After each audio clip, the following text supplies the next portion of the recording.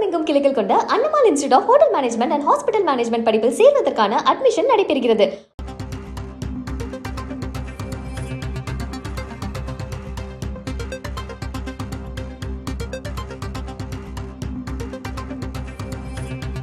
திமுக மாவட்ட செயலாளர்களோடு முதலமைச்சர் மு க ஸ்டாலின் ஆலோசனையில் ஈடுபட்டிருக்கிறார்.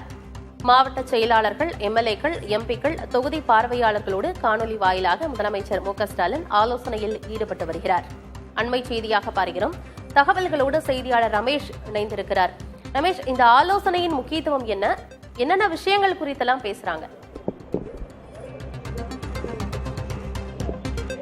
அடுத்த ஆண்டு சட்டமன்ற தேர்தல் நடைபெற இருக்கக்கூடிய நிலையில் திமுகவில் மாவட்ட செயலாளர்கள், எம்எல்ஏக்கள், தொகுதி பார்வையாளர்கள் 234 தொகுதிகளுக்கும் தொகுதி பொறுப்பாளர்கள் நியமிக்கப்பட்டிருக்கிறார்கள். தொகுதியில் குறிப்பாக உறுப்பினர் சேர்க்கை அண்மையில் கடந்த ஞாயிற்றுக்கிழமை நடைபெற்ற திமுக பொதுக்குழுவில் திமுக தலைவர் சொல்லியிருந்தார், 30% வாக்காளர்களை குறிப்பாக உறுப்பினர்களாக சேர்க்க வேண்டும். தமிழ்நாட்டில் கிட்டத்தட்ட 69,000 வாக்குச்சாவடிகள் இருக்கிறது. ஒவ்வொரு வாக்குச்சாவடியிலும் 30,000 பேரை உறுப்பினர்களாக சேர்த்தால்தான் திமுக வெற்றி பெற முடியும் என்ற ஒரு கருத்தை தெரிவித்திருந்தார். ஓரணியில் தமிழகம் என்ற பெயரில் இந்த உறுப்பினர் சேர்க்கை நடைபெற்றது. ஒரு பக்கம் தமிழக வெற்றி கழக தலைவர் விஜய் உறுப்பினர்களை சேர்த்து வருகிறார். பாட்டாளி மக்கள் கட்சி QR கோடில் அறிமுகப்படுத்தி உறுப்பினர் சேர்க்கை நடத்தியவர்கள். அதிமுகவும் தேர்தல் பணிகளில் தீவிரமாக இருக்கக்கூடிய நிலையில் இந்த உறுப்பினர் சேர்க்கை என்பது எப்படி நடைபெற வேண்டும், இளைஞர்களை அதிக அளவில் சேர்க்க வேண்டும். தற்போது வரக்கூடிய இளைஞர்கள் நிறைய பேர் விஜயுடைய கட்சிக்கு செல்கிறார்கள். அவர்களெல்லாம் குறிப்பாக தமிழக அரசுடைய திட்டங்கள் மற்றும் திமுகவுடைய கொள்கைகளை சொல்லி திமுக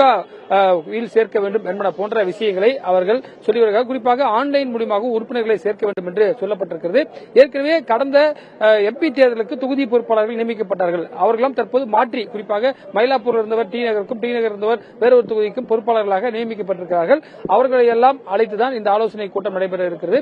ஏற்கனவே பாத்தீங்கன்னா திமுகவை பொறுத்த தேர்தல் பணிகளை முன்கூட்டியே தொடங்குவார்கள். அந்த அடிப்படையில் தான் இந்த பணிகள் தொடங்கியிருப்பதாக சொல்லப்படுகிறது. இந்த தமிழ்நாட்டை பொறுத்தவரை 3 கோடி ஆண் வாக்காளர்கள், 3 கோடி பெண் வாக்காளர்கள் இருக்கிறார்கள். இதுல போலோ வருது பாத்தீங்கன்னா 4.5 கோடி பக்கம் போலோ ஆகுது.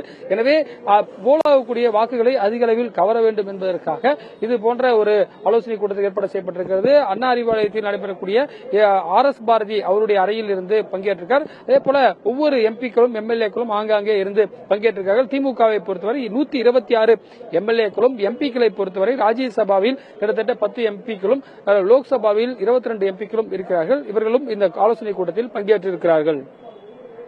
2026 தேர்தல் பணிகள் தொடர்பாக இந்த ஆலோசனை கூட்டம் இருக்கிறது. தற்போதைய தகவல்களுக்கு நன்றி ரமேஷ்.